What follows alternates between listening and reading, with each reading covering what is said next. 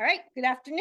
A little sad that I have to be the first one after lunch because I know that's hard. But I'm very happy I'm going before Fitz and not after him. That would have been a disaster. So grateful for that. My name is Monica Folk. I have been banding and working with Scrub Jays since 1992, so a long time, mainly in Central Florida. But I'm going to talk to you today about a population on the East Coast, the Indian River County. This is a 30-year project, and I'm kind of coming in for the last 15 years of it. And I hope I am the happy story for everyone today. So I have some good news. So let's see if I can bring it this.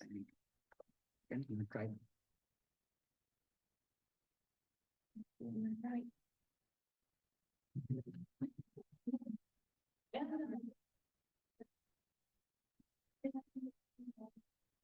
Oh, they turn. Oh, I'll leave that off buttons. I can't see. No, that's right. That's Yeah. Oh, there you go. Yay. thank you. No, sorry about that. Gotcha. So now we can start. In the 1990s, the city of Sebastian was attempting to grow and develop. They had some large subdivisions that they were trying to issue building permits for. And unfortunately, there were scrub jays kind of distributed throughout that habitat, and the U.S. Fish and Wildlife Service said, no, you can't issue building permits in this very large subdivision. So it stopped development in the city of Sebastian. So the Indian River County and the city of Sebastian partnered together to submit a permit application to the Fish and Wildlife Service for an incidental take permit in order to take the habitat that those jays were living in. And as hopefully most of you know, that requires a habitat conservation plan that specifies all of the conservation actions you're going to take to offset or mitigate the loss of those endangered species. So that was done in the year 2000. And basically the gist of that habitat conservation plan was the creation of 5 pretty substantial scrub jay conservation areas that were going to be specifically set aside for jays and managed in exchange for the loss of scrub jay habitat within this larger subdivision, and also associated with the airport and an elementary school down here. And so we estimate at the time the permit was issued, there was probably about 7 family groups living in those take areas, the blue areas. And then the proposal to offset that was all of these conservation areas. So here are the actual requirements in that HCP, which was integrated or implemented because of the ITP, the incidental take permit. So it's the establishment of those 5 conservation areas and then a number of other activities. I'm going to talk about the conservation areas first. So the largest of the conservation areas is called North Sebastian. It's up at the north end of the county, and it's directly adjacent to the airport. The second largest is Wabasso Scrub Conservation Area down here, and then there are a couple small areas in between. So basically, each of those will be set aside, managed for jays, and then the bigger picture is that with the jay population supported in the county, there's a corridor that connects this small urban population to Sebastian River State Park, which is the core population for the meta population. And they have to cross this Sebastian River here, the jays do, to get back and forth between. So it's going to be important later, you'll see. So the establishment of those 5 conservation areas was the first requirement. The second requirement was, once the properties were acquired, to actually restore the habitat, because jays were just marginally living on those conservation areas, even though we knew it had a lot of potential. It was all potential scrub. But it had very limited populations existing on it. So the first activity was that most of those scrub conservation areas were covered with pines, as Dave mentioned, sand pine and slash pine, closed canopy forest. So it was really not at all suitable for jays when it was first acquired. So after we removed all the pines at the initiation of the restoration, which was 2000, that released the scrub habitat. And I don't know, we didn't have as big a problem with the open sand patches. We didn't actually have to do a lot of additional mechanical treatment. Even though this is coastal scrub, to create those open sand patches. We just removed the sand pine at the beginning, and it pretty much opened up the scrub. But it did take about 10 years after that initial restoration treatment before the population actually started to increase substantially. So the birds were happier and they were reproducing, but we really didn't see an increase in the number of groups. So we had 10 groups initially on all the conservation areas. Didn't really start to increase until about 10 years in. And at that point, none of the birds were banded. So a requirement of the permit is to know how many birds you have out there. And so Beth Powell, who was the conservation land manager at the time, contracted with me in 2010 to get bans on birds so we could actually follow family groups and look at productivity. So for the first 3 years, starting in 2010, we banded. My goal is always to get one of a breeding pair banded. You don't have to ban the other one.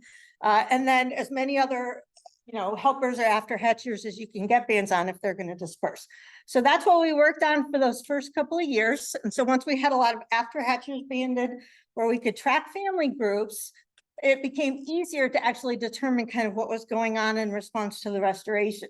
So by 2015, which was 15 years into the restoration process, we had 13 groups. So we knew we were increasing because we only had 10 total groups on all of the properties. So by the time, this time we had 13 just on this one property, which is the largest. But at that point, the height of the scrub was approaching suboptimal because it had been 15 years since any kind of activity had happened. So we contracted with the Florida Forest Service to do the fuel reduction, fuel mitigation, brush cutting with the heavy equipment, which dropped that scrub down. So you can see some of the treatment areas that were happening in that scrub. And you can also hopefully see that there was a little bit of prescribed burning that we were able to do, despite this being such an urban landscape. I mean, this is the airport right here. So right next to us, this is that huge subdivision. This is a rail line, and this is a US 1. So it's a very urban area, but they got a little bit of treatment and burning done, which really helped. Initially, we saw a slight dip in the number of groups because of the treatments, but that almost immediately responded and has grown very rapidly since those treatments. And so today we're at 20 groups just on this one conservation area, but I think we've kind of overshot ourselves with carrying capacity because these are very small territories with pretty large group sizes. So 5 to 6 birds per group. And at this point, we're kind of stuck. How are we going to grow anymore unless we start getting into some of this scrubby flatwood, connecting habitat and doing additional restoration that's not true scrub. So Ashley Lingwood, who is now the conservation land manager, has kind of tackled restoration of some of these marginal side areas to see if we can expand the habitat that we have available. So again, we're going to some mechanical treatments for fuel mitigation.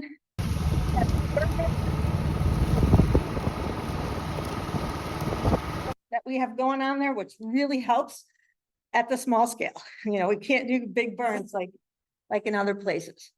I want to give another quick example of that second requirement of the restoration on the second biggest site, which is Wabasso Scrub.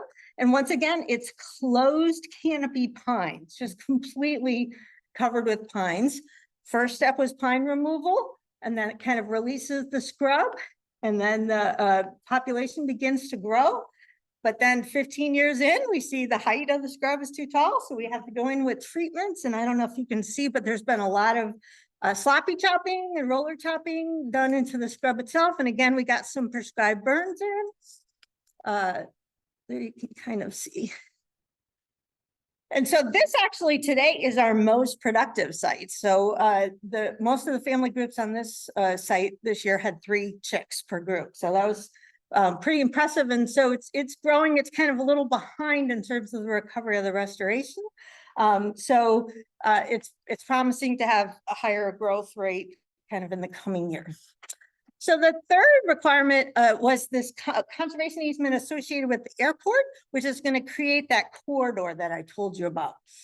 So we've got the conservation areas that are managed by the county, and then we've got the airport, which has its own conservation area. that allows our birds to kind of funnel over here across the river. And so the city had to set aside this, and with the county's assistance, manage it. It's scrubby flatwoods, so it's more of a dispersal corridor than an actual full-blown conservation area with resident jays.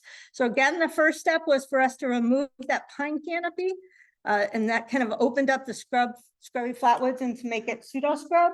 And now that we have documented, you'll see in a minute that the birds are using that as a dispersal corridor. So it'll hopefully remain as a green space connecting our conservation areas.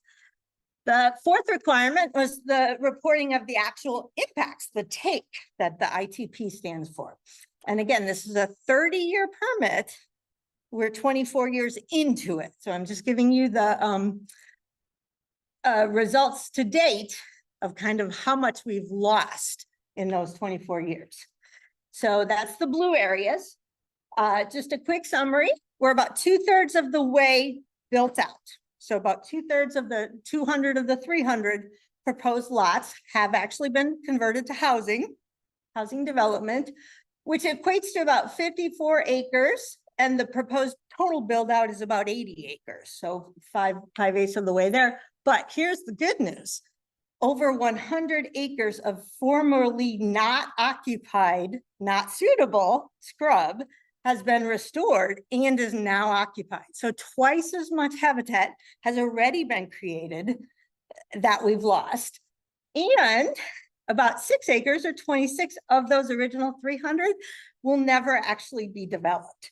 And that actually equates to one of those lots includes one of the 7 family groups, because one of our most treasured volunteers, Jane Schnee, just could not bear to have those 7 family groups actually lose their livelihood. So she purchased with her life savings the lots that one of the family groups was on. We've since then created the Jane Schnee Conservation Area. She's deeded it to the county, and it's now our 6th conservation area that we actually treat as. It has continuously had jays on it since before the HCP. So for the last 30 years.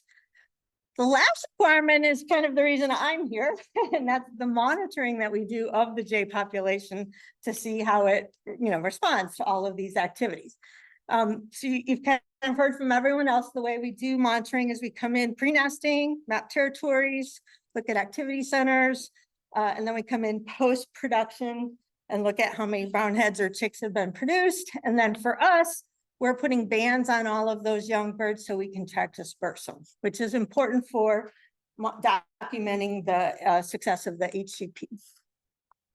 So I go out in the spring with the volunteers, a fabulous group of volunteers managed by the county, very heavy citizen scientist component, very good activism and participation by the residents of the county, which is great. And so I work together with them and kind of accumulate all their observations from the last couple of months, draw out the territory maps, find kind of activity centers, and we pick a conditioning station for each territory that we're going to go back to in the fall to ban the brown heads at. So some results. So initially I said we had about 10 family groups on those 5 conservation areas to start with.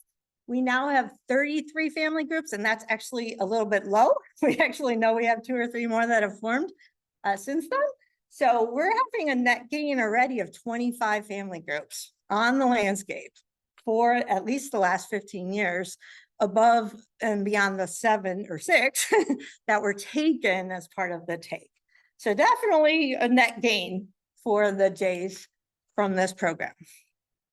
Productivity monitoring comes in when I come back in July at the end of the summer and work with the volunteers again to identify where family groups have brown heads, and then the target is to get them conditioned and banded 100% if we can.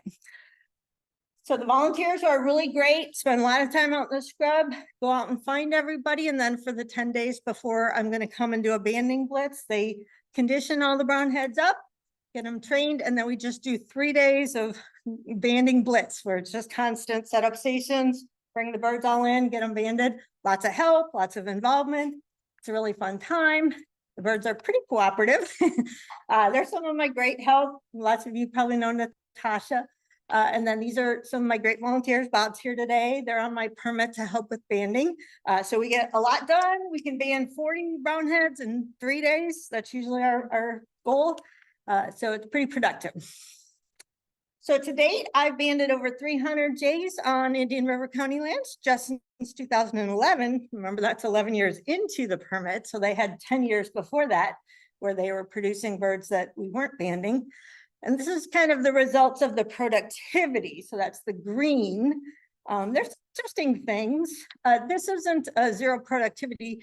They just couldn't monitor. At that point, the population was just too hard to track. So that was right before I came in. So then after that, we pretty much do 100% productivity documentation. So even if I don't band everybody, we still know who's there.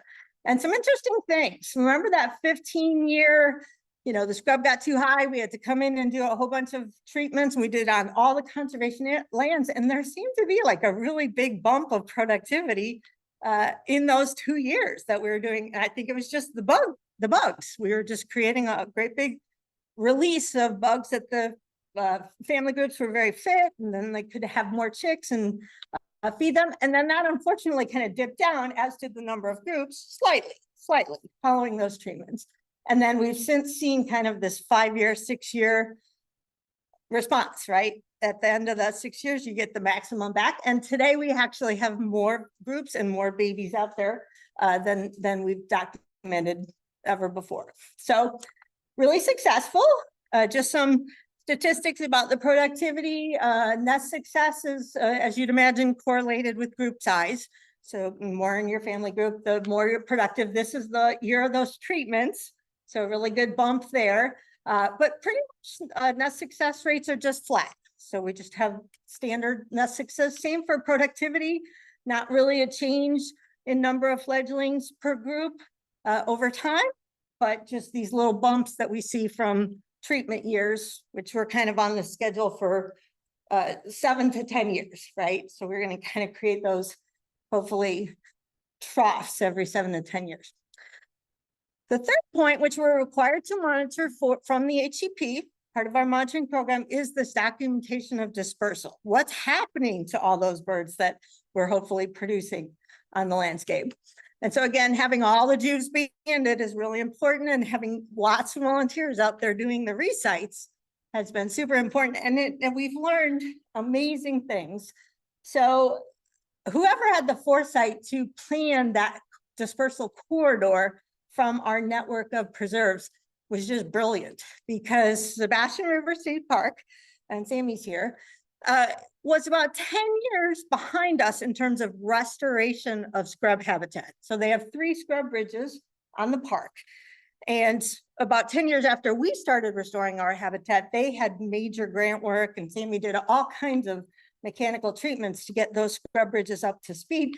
By then, our population was a source, not a sink, and we could deliver all of our surplus Jews through that corridor to help recolonize the park. So we've, since in the last 15 years, we've delivered at least 50 Jews to the northern corridors there, and even across this about 8-mile dispersal corridor to the south from our Wabasso site over to the Platte Ridge, which is on the far side.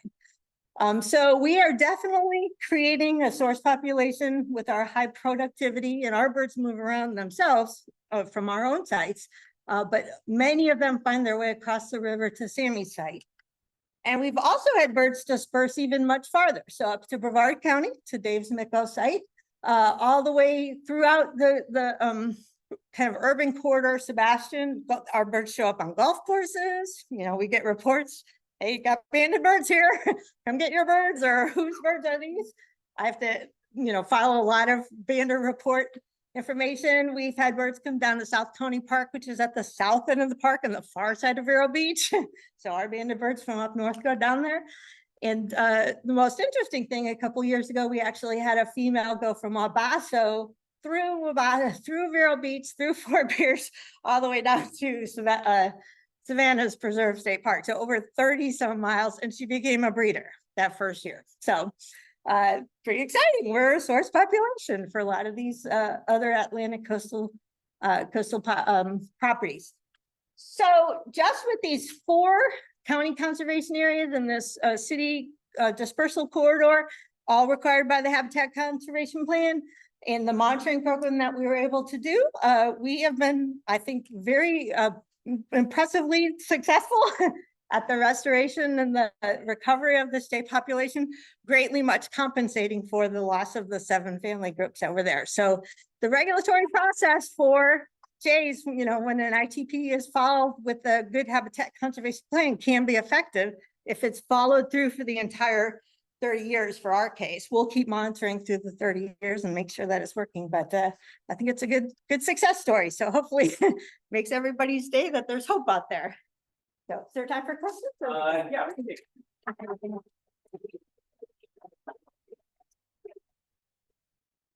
can take. We can take a question or two. Yeah, Misha, and Martha, please. I'll repeat. It seems like HCP is going to be a limited term. Are there things to create new one or new one?